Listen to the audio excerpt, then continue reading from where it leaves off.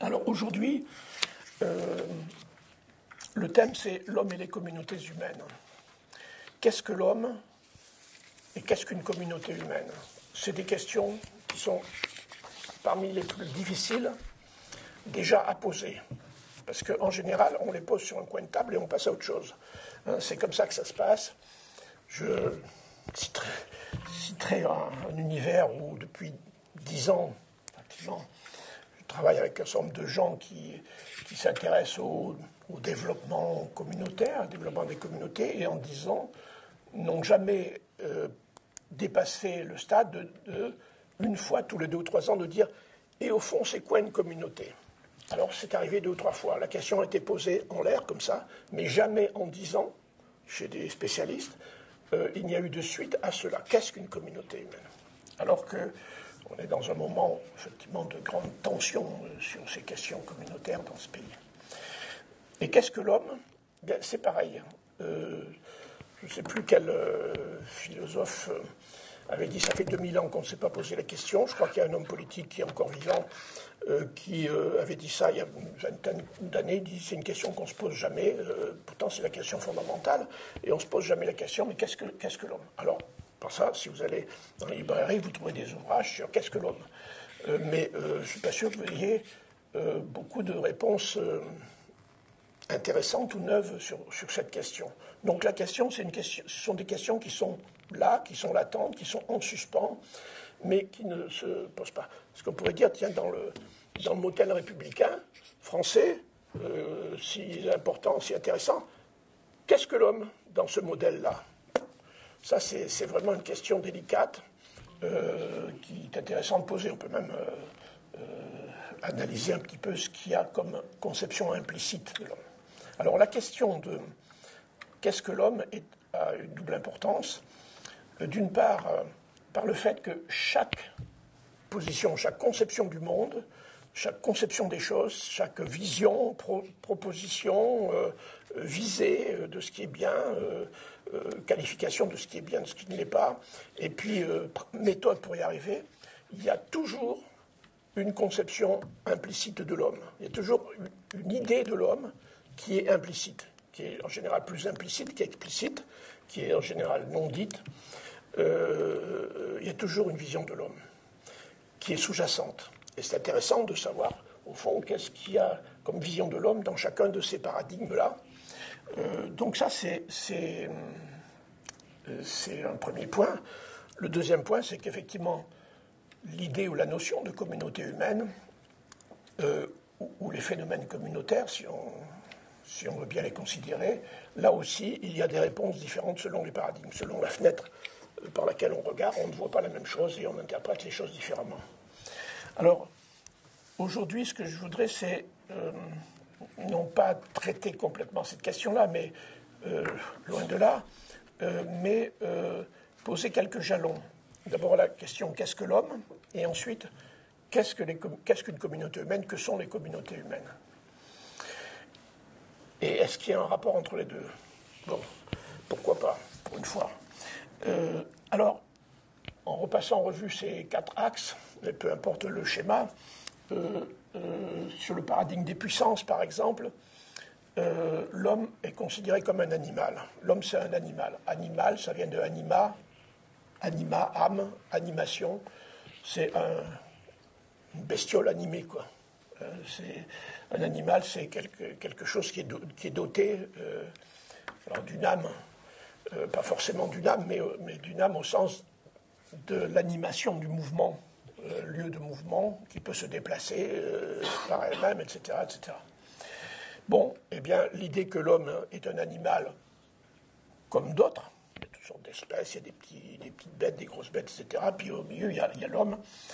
Cette idée que l'homme est un animal est complètement en cohérence avec cette logique de puissance. Au fond, les choses vivent par des puissances qui animent le monde, les unes contre les autres, etc.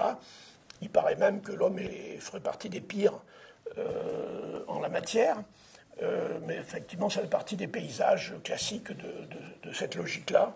L'homme est un animal. Bon, un animal comme les autres, c'est-à-dire les autres qui peuvent être de braves bêtes, Il y a on peut caresser son chien, c'est très comment dire, on peut avoir toute une forme d'empathie avec son chien, éprouver des affects, des sentiments avec son chien, ou le chien du voisin, ou n'importe quoi. Et puis on peut se faire mordre par un chien aussi, ou par autre bête. Donc l'animal, c'est aussi à la fois le lieu d'un partage affectif. On peut imaginer, se donner des images animales pour qualifier ce qui est bien dans l'homme. On peut qualifier les hommes selon des critères animaux, pour le bien ou pour le mal, effectivement. On a assez de littérature pour expliquer en quoi l'homme est plus mauvais que les autres. Bon, ça c'est une conception, l'homme n'est qu'un animal, qui a des propriétés particulières, hein, qui fait des choses, voilà. Bon, alors bien sûr, oui, mais l'homme, il y a le langage. Alors dans cette logique-là, on se dépêche d'expliquer que les animaux aussi, sous réserve d'eux, ils arrivent, etc. Au fond, c'est pas une spécificité humaine, c'est simplement une question de degré, ou comme il y a des degrés dans toutes les autres caractéristiques animales. Alors il y a une autre conception qui est l'inverse, c'est l'homme civilisé. L'homme, c'est un être civilisé s'il est désanimalisé, c'est-à-dire s'il naît à l'état sauvage, d'une certaine façon, et grâce à la civilisation, il est civilisé et il est transformé en quelqu'un qui a un esprit construit, etc., qui participe à la construction de la cité idéale, à la République française, à toutes sortes de belles et bonnes choses, etc. Et au fond, comme le disent différents auteurs sous différentes formes, en fait, on ne naît pas homme, on le devient. On le devient en devenant civilisé. Donc on est sauvage, et comme le disent un certain nombre d'experts, il faut être arraché à ses origines, sa famille, sa culture, sa religion, etc., pour devenir un homme citoyen. Un homme citoyen, c'est-à-dire quelqu'un qui est un élément d'une cité. Ce n'est pas quelqu'un en lui-même, il est quelqu'un en étant partie prenante, en étant membre, en étant identifié en tout cas. Dans une cité, d'ailleurs, ce n'est pas forcément lui qui décide s'il est intégré à une cité.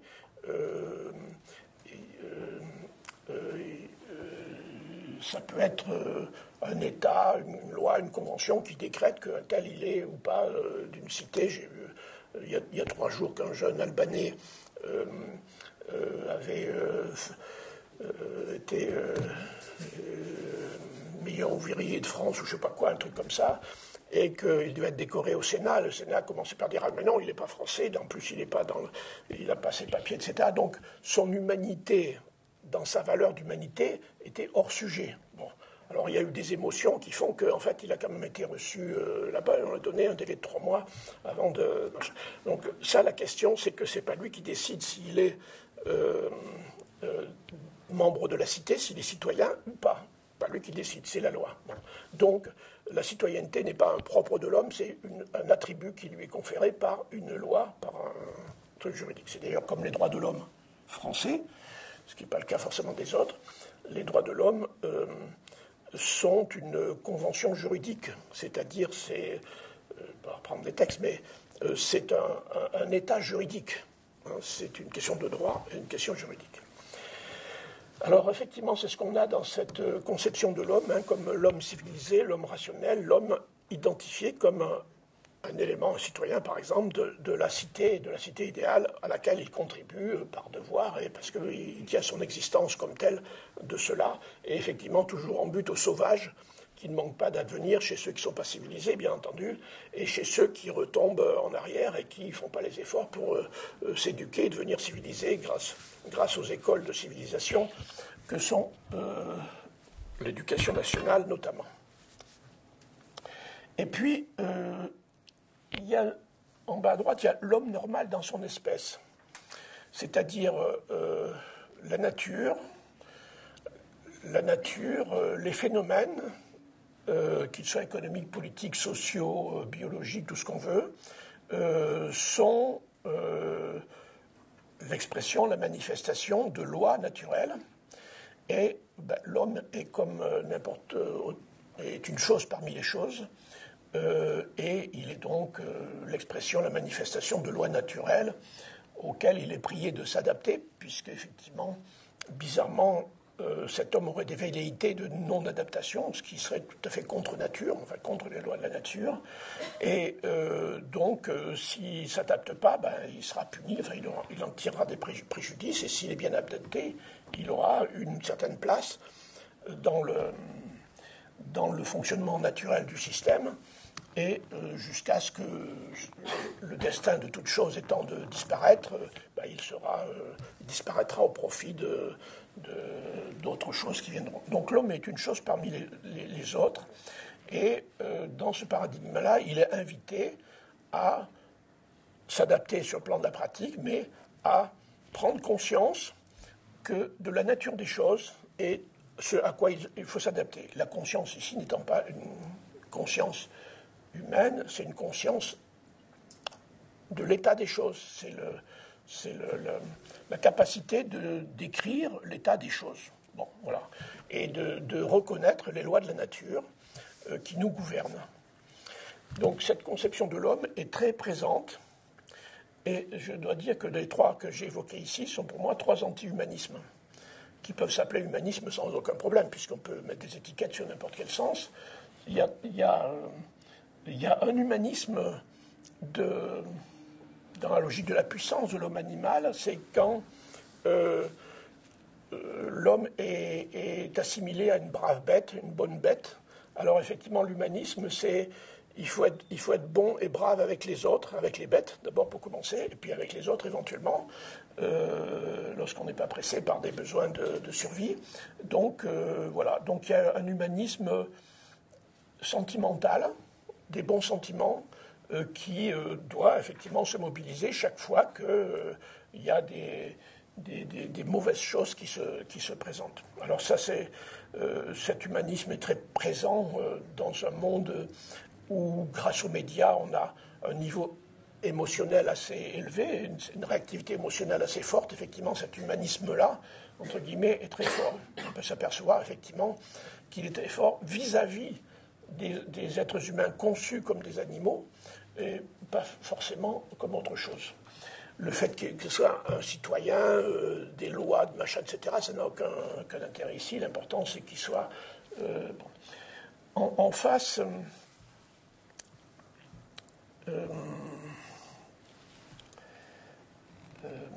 l'humanisme en face, qui apparaît comme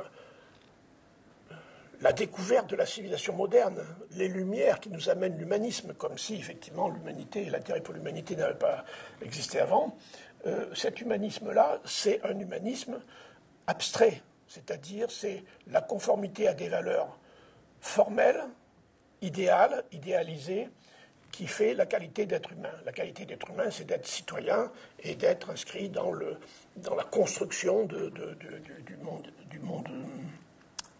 monde idéal.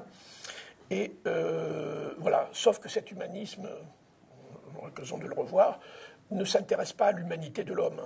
Il s'intéresse à son statut, à son comportement dans les cadres qui lui sont offerts et qu'il se fabrique, ou que certains lui fabriquent, mais pas du tout à l'humanité de l'homme.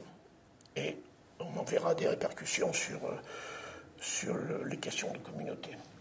En bas à droite, l'homme est une chose parmi les choses, celle, nous dit-on, qui est la plus dangereuse pour l'univers et pour la planète, puisque c'est le seul qui soit capable de mettre la planète en danger. Donc c'est une chose parmi les choses, mais vraiment il faudrait un peu le dresser pour qu'il s'adapte vraiment aux lois de la nature sans y déroger. Et c'est là un anti-humanisme radical, parce qu'effectivement, l'idée qu'il y aurait une humanité de l'homme est tout à fait éradiquée, déniée. Voilà. D'ailleurs, avec toutes les... On l'avait évoqué la dernière fois rapidement à d'autres propos, mais sur la question, qu'est-ce qui est au centre? Est-ce que c'est l'homme qui est au centre? Ou est-ce que l'homme est à la périphérie? Est-ce que le milieu, c'est ce qu'il y a autour, ou c'est au milieu? Enfin bon, il y a un certain nombre de questions comme ça, qui ne sont pas posées, mais qui renvoient au problème de l'homme. Alors en face,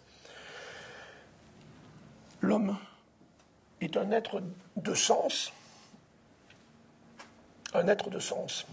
D'abord, c'est un être, alors on pourrait dire spirituel, parce que le sens tel que je l'emploie dans l'humanisme éthologique, le sens avec un S majuscule, on pourrait dire est de nature spirituelle. Bon, on ne peut pas dire grand-chose si on ne sait pas ce que spirituel veut dire non plus, mais bon, en tout cas, un être de nature spirituelle. Chaque personne humaine est un être de sens, un être de nature spirituelle, dont l'existence, c'est-à-dire ce qui constitue nos vies, nos corps, nos comportements, nos pensées, nos représentations, nos sentiments, tout ce que nous vivons comme individus, notre existence donc est communautaire, est toujours communautaire.